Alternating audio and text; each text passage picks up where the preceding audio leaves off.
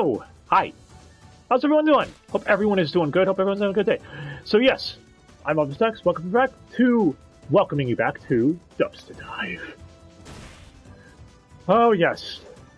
And we are here with a show that I enjoyed a hell of a lot more than I thought I would. To be honest, this has been probably one of my most enjoyable anime in a very, very long time. As you could probably tell by the title, we are talking about an anime today called High Score Girl, which, I knew nothing about when going into it. And after leaving it, well, stick around and you'll find out just why this has become one of my favorite romantic comedy gaming anime ever.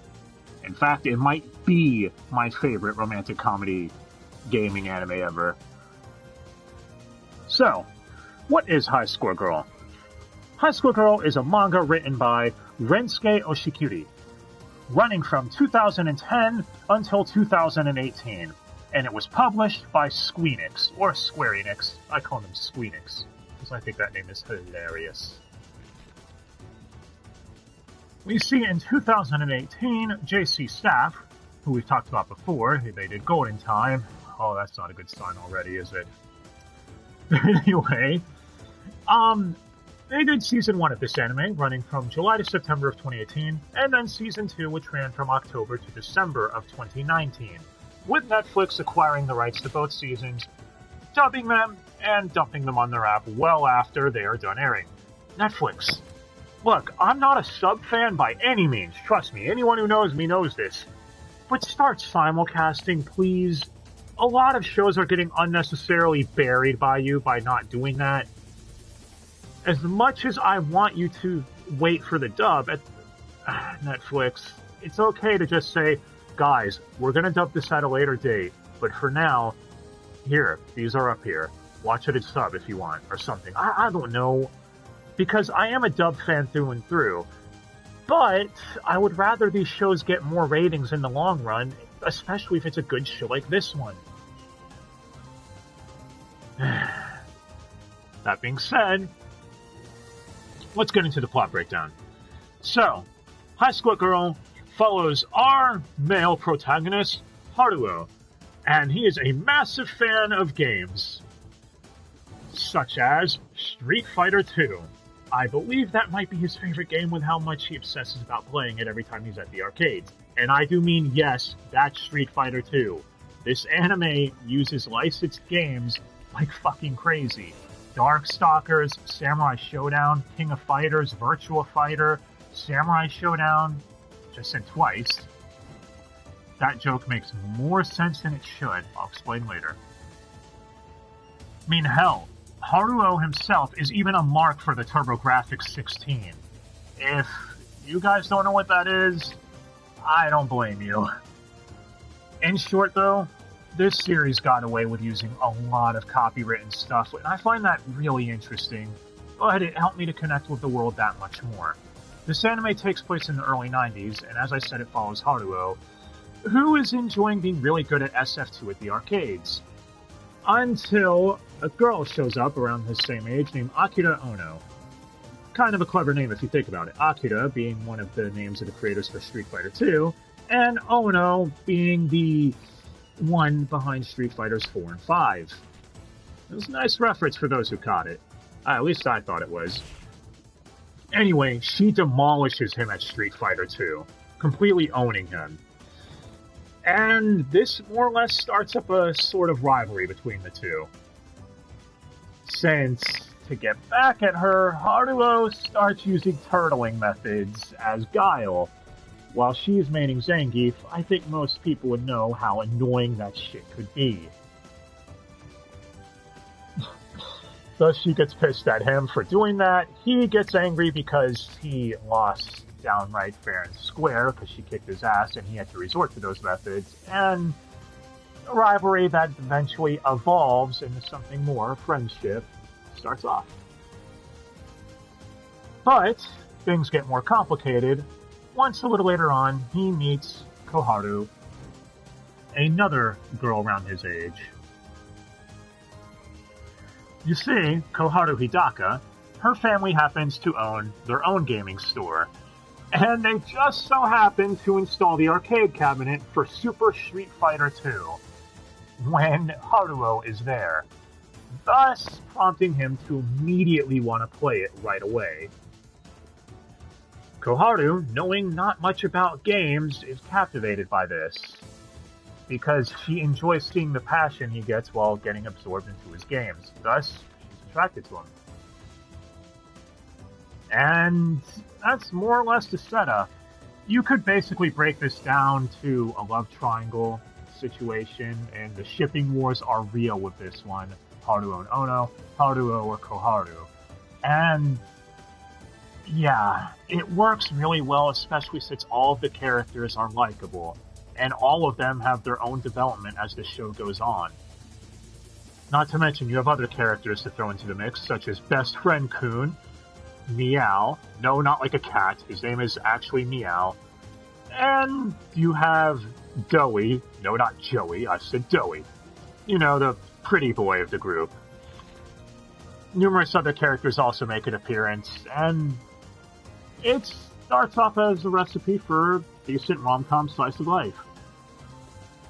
Like I said, what really puts this above for me, though, is its understanding of how gaming culture works in the 90s and how well it represents that sort of thing, as well as how well I feel the characters are written most of the time. Haruo is your typical idiot who just wants to enjoy games and doesn't really understand other people's feelings very well. So, of course, this is going to cause problems with Ono, Koharu, and everyone else around him. But you could tell he's genuinely trying. He's just an idiot. And it works for the show's benefit really, really well. I could go into deeper, but that would be spoilers, and I don't want to spoil much for this show. All I could say is, the show has a great message about learning how to understand empathy of others, as well as learning when to not be absorbed in games as an escapism 24/7. I think it does a great job presenting that sort of message and theming.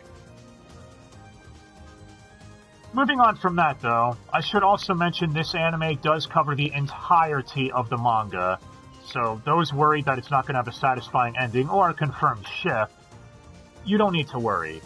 And take it from me, I'm fine with either ship that he would have ended up with by the end of it, and that is one of the first times I can ever say that. Normally when watching one of these types of shows, I always preferred one ship or the other, but this time was different. I didn't care who he ended up with by the end of it, and that's a definite good sign in my opinion. So let's move on to animation. Now, as stated before, it's by JC Staff, the people behind Don Machi and Golden Time. And thank God, unlike Golden Time, this show does not fall apart near the end. That being said, animation-wise, I've seen most people say the animation is decent. Again, it's JC Staff. Look, guys, we can move past One Punch Man Season 2. It was over a year ago. It's not hurting anyone. Leave it alone. It's gone, alright? Let's just look forward, alright? Move ahead. JC Staff isn't going to hurt you with it anymore. Moving on from that, we have the soundtrack. And the soundtrack is decently composed. There's nothing outlandish here that will make you like, oh yes, this song is awesome. But I did notice a lot of tracks seem to implement notes or some melodies from gaming songs. Like some of them at least sounded close to almost the Ryu theme for me. And even a couple of songs sounded kind of like the Guile theme. So that was really cool. But now, let's get into the reason why this is called Dubster Dive. And I should mention, while going into this show is one of the only Japanese-made anime I've seen on Netflix with English audio description for blind idiots like me. I'm so happy, Netflix. Please do this more often, okay? Please give us audio description for all of your anime in English. Come on now. I should note, though, it's only for Season 1, and for some reason it's randomly missing Episode 2. Episode 1 and then 3 and onward through all of Season 1 have English audio description, but then after that it stops, probably because Season 2 is fairly recent. But enough of that. Let's get to the English dub. So, our Pro Tycoon Haruo is voiced by Johnny Young Bosch, or most of you might know him as Nero from Devil May Cry 4, a game we just started uploading to our channel, or Ichigo from Bleach. Anyone mentions the new Broly's just gonna make me cry. Please don't do that to me. Overall, though, he does a great job in this performance as the lovable idiot who actually asks the question at one point, what's hug mean? How do you not know what a hug means, you idiot? That's just, no. There's a difference between naivety and that, but no answers aside. Johnny did a great job here, or the Gibbles, as I like to call him. Next, we have Akira Ono, voiced by Christine Marie Cabanos, who we just covered on Levius last time. She's also best girl in Dead or Alive, Marie Rose, by the way. Interesting thing with Akira, though, is she doesn't talk. She more grunts, or goes, uh-huh, or, you know, stuff like that. So, yeah. I think, though, Christine Marie Cabanos did a great job as this character, because she didn't really have to do much to convince you of what her emotions were. Just through grunts alone, she was able to convey what she was thinking, and I think that's the sign of a good VA. I'm sure some people would be like, anyone could do that job, though. I don't know. Next, we have Koharu Hidaka, who's best girl, by the way, voiced by Erica Harlocker. Erica Harlocker, as some people might know her as Elizabeth from Seven Deadly Sins. Oh, God. The next season of that in dub is coming out soon, isn't it? Oh, I bet Dai can't wait for that. But aside from that, she's also Kyoko Kirigiri from Danganronpa the Games, as we talked about before when bringing up that anime, and Kaede in Danganronpa V3, amongst hundreds of other roles. I don't know if hundreds, but a crap ton. And I think she is the MVP of this dub. Not just because, again, I think that's my waifu in this series, but mainly also because she carries every scene she's in really well. There are several scenes where just her line delivery and everything is perfect and on point. Those who've seen the anime and dub might know what I'm talking about, but I don't want to get in any spoilers here. Next, we have Kotaro Miao, or Best Friend Kun. He is voiced by Lucien Dodge, who we've covered here before on Record of Grand Crest Tour, and Danganronpa again, since he's Hifumi Yamada in the games, as well as Kibo in V3. And I think he does a good job here as Best Friend Kun. He has some really good quotes that I'm sure lots of people are going to be quoting for days to come. After him, we have Doey, the pretty boy of the group, as I stated before, voiced by Kyle McCarley. Kyle McCarley is, most of you would know him probably as Mob from Mob Psycho, or Mikazuki from Gundam Iron-Blooded Orphans. He's also Hyde in Under Night and Birth. Seriously, that game needs a dub. Come on, we patch dubs into games all the time. Patch it Under Night and Birth. Anyway, Kyle does a good job. He's one character I wish was around more often than he was, because I was laughing my ass off at every scene he was in. But after him, we have Onizuka. She's basically the comic relief of the group, voiced by Christina V. And I think she did a good job. I've never heard her do a voice like that for a character like this. I'm being serious.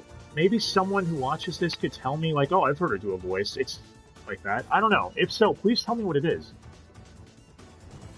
Next, we have Namie, who is Haruo's mom, voiced by Cindy Robinson, who I know her as immediately Labris from Persona 4 Arena or Makoto from Blaze Blue. I know she's had hundreds of other roles most likely, but those are the two that always come to mind for me. I'm sorry. Again, talking to a fighting game fanatic here, even if I'm not very good at them. But yeah, she does a great job, and Haruo's mom is absolutely hilarious. After her, we have Moemi Goda, voiced by Jeremy Lee, or Lucy from Fairy Tail. Need I say any more than that? And Goda is one of those characters who's kind of a massive biatch, and that's putting it nicely.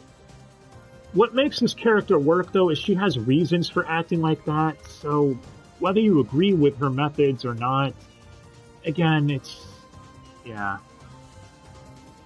Jeremy Lee does a great job here voicing a biatch, and I know that sounds like an awkward compliment, like, huh, you're good at voicing cunts.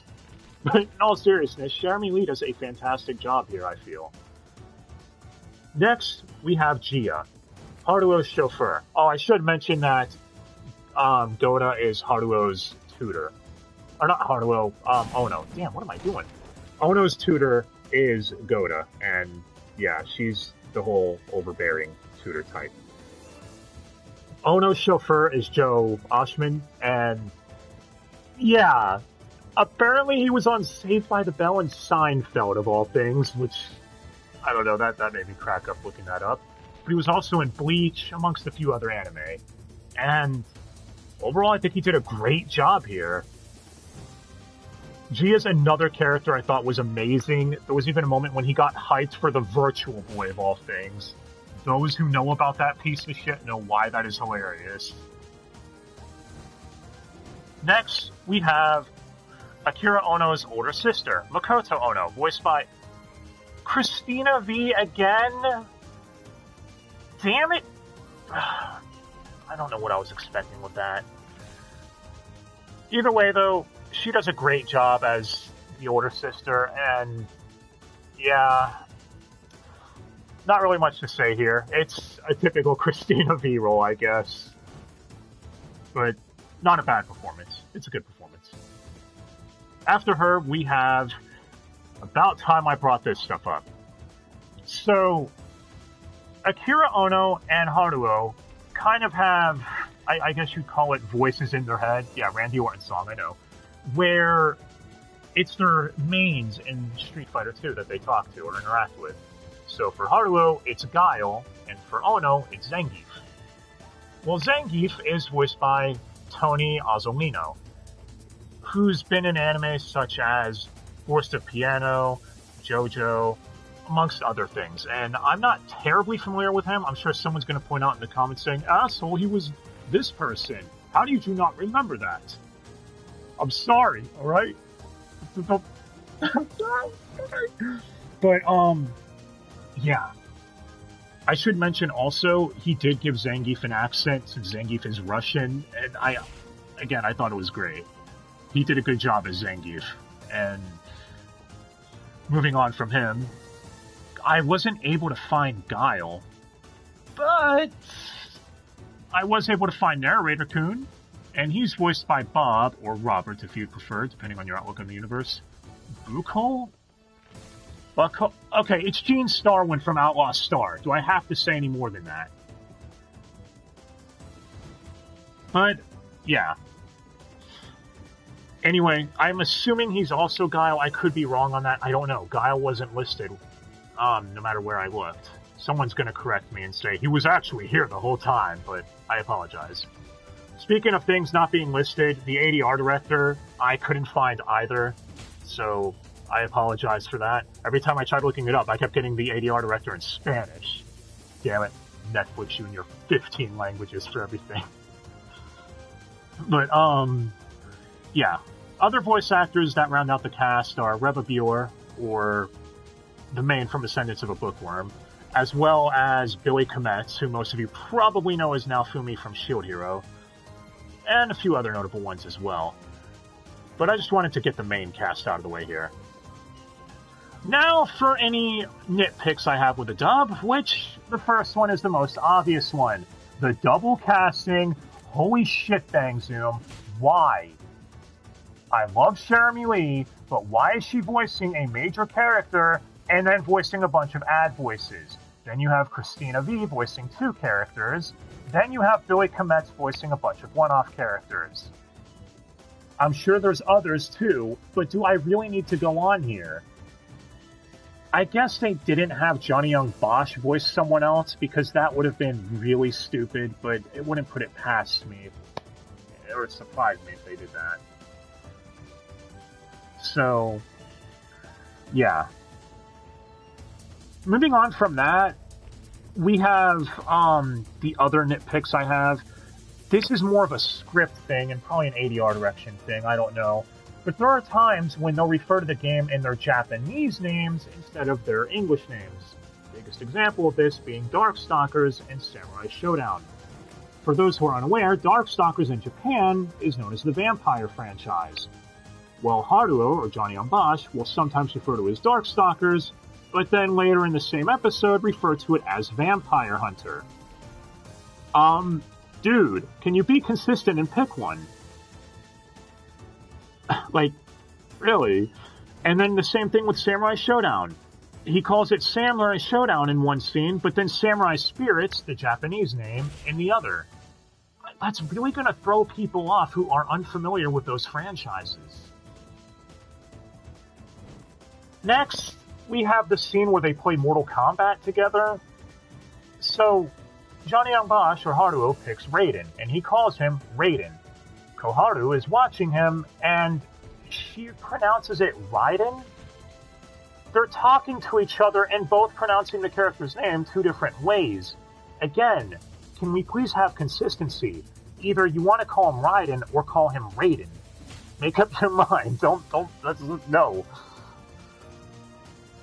One other thing I should note too, if anyone's watching this that's a fan of Street Fighter, or the anime I mean, and they're wondering why or a little confused as to why they keep referring to Bison as Vega, because this anime uses the Japanese names for those characters. So in Japan, the bosses' names are actually swapped from America.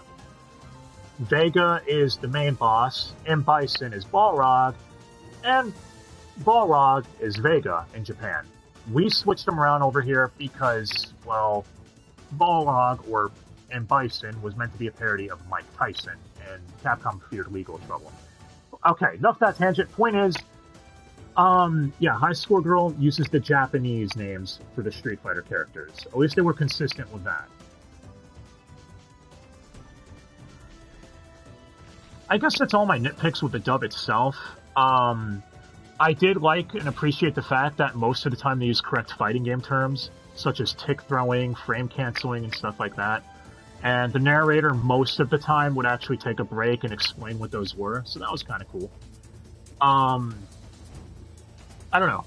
I really enjoyed this anime, like I said, and the comedy was on point. If I had to have an issue with it, it's the fact that if you're not a gamer who knows about all the stuff it's referencing, a lot of the jokes won't land unless you know the context. The one example of a joke I'll give is the Neo Geo CD. The Neo Geo CD was put out, and it was basically meant to be SNK's home console that was a little more affordable than their Neo Geo units. Well, Haruo gets a chance to play one, and he's excited because he can finally play Samurai Showdown at home. He sets it up, and he's like, yeah, I'm going to play this, I can't wait. Well, anyone who knows about the Neo Geo CD knew this was coming and was hyped for the punchline, because I was. The Neo Geo CD is infamous for its load times. It will sometimes take roughly 10 to 20 minutes to boot up a game. That's not much exaggeration, and that's the sad part. So Haruo didn't know this, and he was getting super pissed while playing it and waiting to play it. It then ultimately led to a joke later on where they're like, oh, you've been practicing at Sam's show? And he goes, yes, and I now have godlike patience because of those damn load times. And I thought that was great, but I feel a lot of Joe's jokes might not make it if you don't know the context surrounding it, and that's the only issue I could find with this show, in all honesty, because otherwise the character writing I feel is on point, the character development is on point for the most part, and other than a few times when Haruo can be stupidly aggravating, I really enjoyed this show, and yeah. Moving on to wrap up the history of everything, though, It should be noted this show did do really well, and allegedly a season 3 is in production, but nothing's been stated officially yet. And with Don Machi's season 3 from JC Staff being delayed till October, the projected alleged date for High Score Girl season 3, I'm going to guess that was delayed too if it is true. Interestingly enough, though, High Score Girl the manga ended, and the anime covered everything from the manga, leading me to believe maybe this season 3 is either going to be filler, or perhaps it will follow the sequel manga. Yeah, it's about time I talk about this too. High Score Girl would receive a sequel manga that just started airing last year called High Score Girl Dash, that follows some of the characters in their 30s, so about 15 to 20 years after the original series. And, yeah, maybe the anime is going to adapt to that, but the manga's not very far in, so who knows. Like I said, I absolutely love this anime, and I really enjoyed it. Though I should answer one question I'm sure a lot of you are wondering. How the hell did the writer of this manga get away with all of the real things? Because again, it's not just name-dropping Darkstalkers or Street Fighter. He shows real footage in the anime. There's real characters being used, like Zangief and Guile. And, you know, especially characters shouting Hadouken and Shoryuken. It's not just parody, they're legit using those games. Well, interestingly enough, there was an actual lawsuit filed for copyright infringement by SNK of all people.